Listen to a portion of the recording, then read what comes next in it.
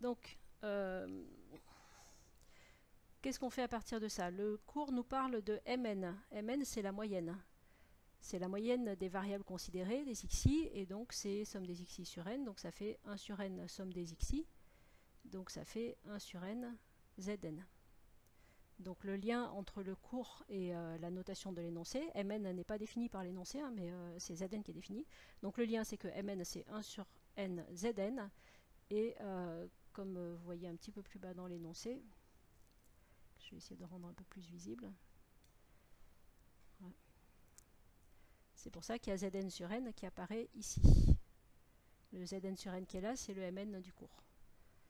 Alors, que dit le cours? Le cours dit une première fois qu'on peut approcher une certaine probabilité.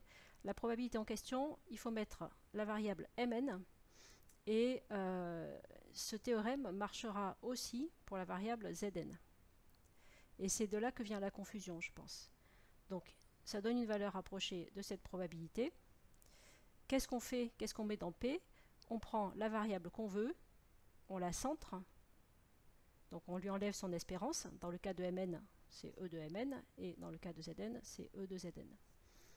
On la centre et on la réduit. Donc on divise par son écart type, c'est l'écart type de Mn.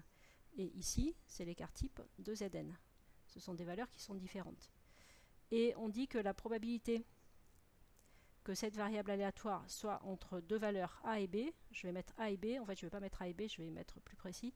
Donc entre A et B ici, ça va être l'intégrale de A à B de 1 sur racine de pi E moins 1 demi de T2 dt. La fonction de densité de la loi normale centrée réduite, donc il n'y a pas le sigma ici, il n'y a pas le mu ici.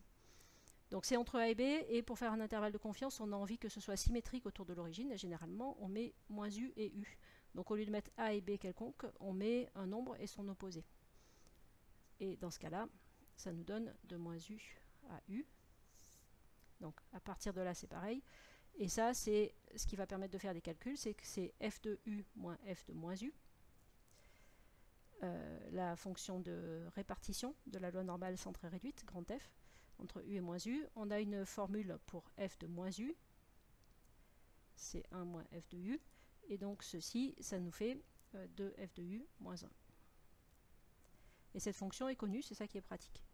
Donc ensuite, ceci c'est valable pour tout U, et donc comme on veut une certaine probabilité, généralement on veut une probabilité élevée, donc on voudrait que cette probabilité soit égale à 1 moins alpha avec alpha petit, pour que ça soit proche de 1, et on résout, et ça nous donne, donc cette égalité-là est équivalente à, je passe le 1 ici, ça fait 2 moins alpha, f de U égale 2 moins alpha sur 2, ce qui est équivalent à U égale, donc soit on, généralement on fait 2 sur 2, ce qui fait 1 moins alpha sur 2, donc c'est f moins 1 de 1 moins alpha sur 2.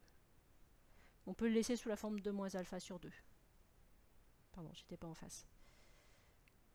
Voilà, donc ça c'est la petite manip pour avoir la valeur de U que vous connaissez, c'est 1,96 ou 2,58 suivant que vous voulez avoir ici 99% ou 95%.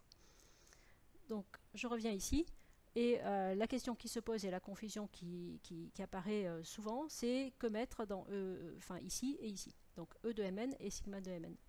Alors on l'a fait en cours, on a vu que si on considère la variable de Bernoulli de paramètre P, sigma de xi, ça vaut P1 moins P. Et ça, on la note sigma. Celle qu'on appelle sigma, c'est l'écart type de xi, et non pas l'écart type de Mn, ni l'écart type de Zn. Donc attention si vous arrivez à celle-ci, son écart type à celle-ci, puisque c'est une loi binomiale, on le sait par cœur, mais on pourrait le recalculer aussi, son écart type, c'est np1 moins p en racine carrée. np1 moins p, c'est sa variance. Pardon, sigma, j'ai oublié la racine carrée ici. La variance c'est p1 moins p, l'écart type la racine carrée. Donc attention à ne pas confondre l'écart type des xi, l'écart type de Zn elle-même, et l'écart type de Mn qui va être ceci sur ça. Donc pour celle-ci, l'écart type va être np1-p sur n. Parce que dans la variance, le 1 sur n sort au carré et ensuite on reprend une racine carrée. Donc vous voyez que ça fait racine de p1-p sur racine de n. Quand je simplifie le racine de n et le n, ça fait ceci. Et donc ça fait sigma sur racine de n. Et celui-ci valait racine de n sigma. Donc vous avez 3 écarts types. Je pense qu'il ne faut pas essayer d'apprendre par cœur les formules. Il faut juste savoir que celui qu'on appelle sigma, c'est celui de la variable de Bernoulli. Il est lié à p. Donc si on connaît p, on connaît sigma. Bon, en général, on ne connaît pas p, mais il y a une formule pour sigma en fonction de p. Et ensuite les autres, regardez la variable qui est proposée par l'énoncé. Généralement, ce sera Zn ou Mn. Et donc l'écart type à mettre dans la formule ici, ce sera soit racine de n sigma ici, soit sigma sur racine de n ici.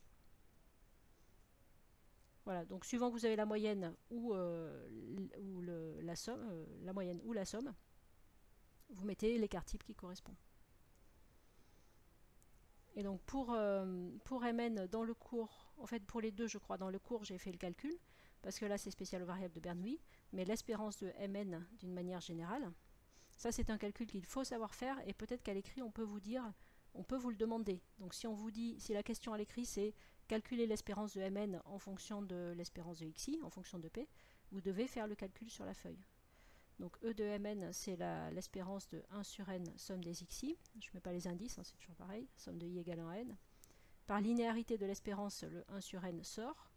Et l'espérance de la somme, c'est la somme des espérances. Donc ça fait 1 sur n, somme pour i égale 1 à n de p, puisqu'ils ont tous la même espérance. Donc ça fait p plus p plus p plus p lié n fois. Donc au total, 1 sur n fois np, ça fait p. Et de la même façon, la variance de Mn, on l'a calculée dans le cours. Vous voyez, là, c'est pas spécial au fait que ce sont des Bernoulli, sauf que j'ai appelé P l'espérance de xi. J'aurais pu l'appeler mu pour espérance de xi et j'aurais eu mu ici. Et pour la variance, donc c'est la variance de tout ça. Elles sont indépendantes, donc le 1 sur n sort au carré, c'est la formule V de ax plus b.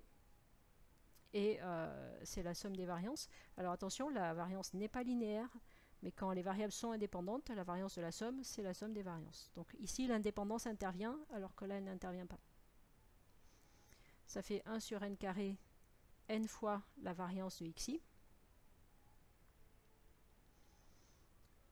Donc il y a un n qui se simplifie. Et donc ce qui nous intéresse, c'est l'écart type, E de Mn. On prend la racine de tout ça. Donc il y a le 1 sur n qui devient 1 sur racine de n. Et ici, sigma de xi, qui est ce que j'ai appelé sigma là-haut. D'où le sigma sur racine de n. Okay, donc ce que j'ai fait ici, c'est dans le cours et c'est pas spécial aux variables de Bernoulli. Dans le cas des variables de Bernoulli, en plus on a la formule racine de p1 moins p, mais c'est pas toujours le cas. Donc il y a sigma sur racine de n ici dans le cours. Il y a mu ici, l'espérance des xi. Et donc si vous voulez en apprendre une, c'est celle-là qu'il faut apprendre. Rappelez-vous que c'est avec la moyenne, mu et sigma sur racine de n, et n'apprenez que celle-là. Mais ça se retrouve. Et c'est possible qu'un sujet d'écrit vous le fasse retrouver. Donc il faut savoir les faire, ces calculs-là. Voilà, donc si je reviens, je pense que ça correspond de façon assez claire. Hein, on a divisé, c'est Mn ici, donc ça fait bien le sigma sur racine de n ici. Le U, c'est le U qu'il faut pour 99% dans l'énoncé. Donc ça sera le 2,58. Et voilà. Donc je ne sais pas si c'est vraiment la peine que je rédige un corrigé pour cet exercice. Il y a... Enfin je le ferai, je rédigerai. Mais il n'y a pas vraiment de difficulté. C'était un sujet zéro, c'était pour expliquer comment utiliser ce nouveau chapitre, le chapitre statistique qui n'était pas au programme avant. Et donc il est très détaillé, il est plus détaillé que ne serait un sujet d'oral de nos jours. Sujet 0, ça veut dire avant le nouveau programme, hein. C'est quand ils ont présenté le nouveau programme aux enseignants et ils voulaient dire ce qu'on attendait des élèves sur ce chapitre-là. Donc c'est très détaillé, ça vous dit quelle fonction de Python il faut utiliser. Et c'est très très classique. Donc vous voyez la question sur l'étude de la fonction P1-P là. Ici, la question 4, elle est à l'écran, oui. Montrer que P1 P est plus petit qu'un quart, c'est une étude de fonction. Vous posez f de x égale x 1 moins x et vous regardez à quoi ça ressemble. Ça fait cette forme-là, c'est une parabole à l'envers. Et le maximum est atteint en 1,5 et vaut 1 quart. C'est quelque chose qu'on a déjà fait, on l'a utilisé dans un des exercices de la feuille sur les intervalles de confiance. Je pense qu'il y ait cet encadrement avec le 1 quart qui, comme il est dans la racine carrée, ça devient un 1,5.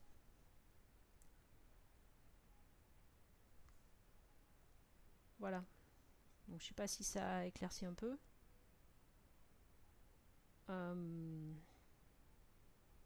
Oui, dernière chose, puisque c'est mentionné dans la question 6, je crois. Voilà, question 6, en recourant à la seconde forme du théorème central limite. Là, j'ai l'impression qu'il ne faut pas descendre plus. La feuille s'arrête là.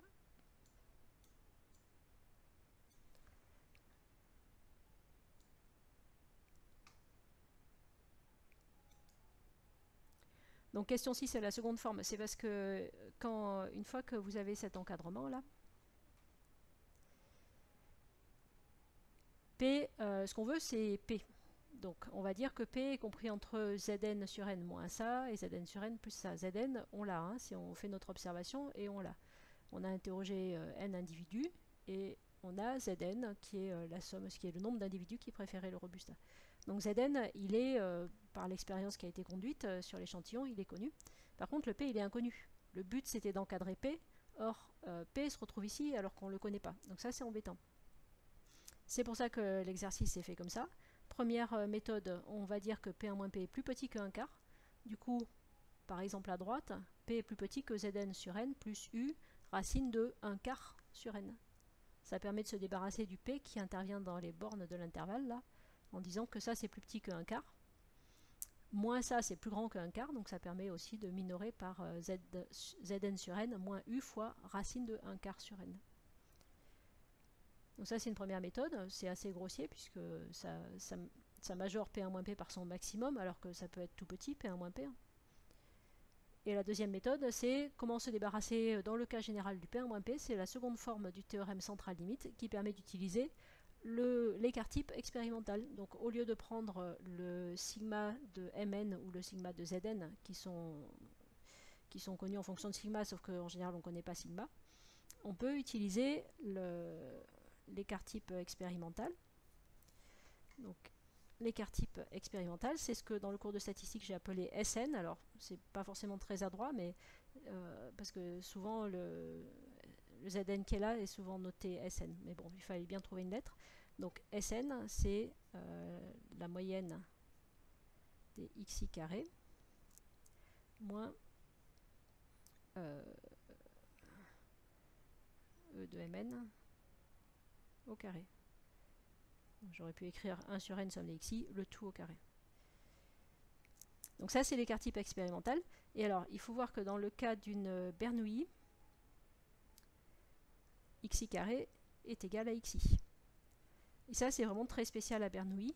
Xi carré égale xi. Pourquoi? C'est faux, en général un nombre au carré, enfin le carré d'un nombre n'est pas égal au nombre lui-même, sauf si ce nombre vaut 0 ou 1. Effectivement 0 au carré ça fait 0 et 1 au carré ça fait 1. Donc dans ce cas particulier des Bernoulli, on a xi carré égale xi. Donc somme des xi carré est égale à somme des xi. Donc ça c'est juste Mn. Donc en fait, ça fait Mn. Moi, on n'a pas. C'est pas E de Mn là, c'est le Mn expérimental. Moins Mn au carré. Donc c'est pas difficile à retenir parce que si je mets en facteur, ça fait Mn 1 moins Mn, et vous voyez que c'est le P 1 moins P. J'ai oublié la... Pardon, comme toujours j'oublie la racine carrée, parce que je parle de Sn. Alors dans le cours j'ai travaillé beaucoup avec Sn carré, ce qui m'évite de mettre une racine partout. Donc ça fait ceci. Donc ça fait racine de Mn 1 moins Mn, ça correspond exactement à racine de P 1 moins P, dans lequel on a remplacé P par Mn. Et là, on est content, parce que ici, le P1-P, on va le remplacer par Mn1-Mn, et là, cette fois-ci, on l'a. Mn, il est mesuré, c'est Zn sur n. Enfin, il est constaté expérimentalement, disons, sur l'échantillon.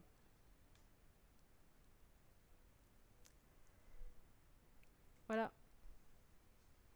Donc je vais vous mettre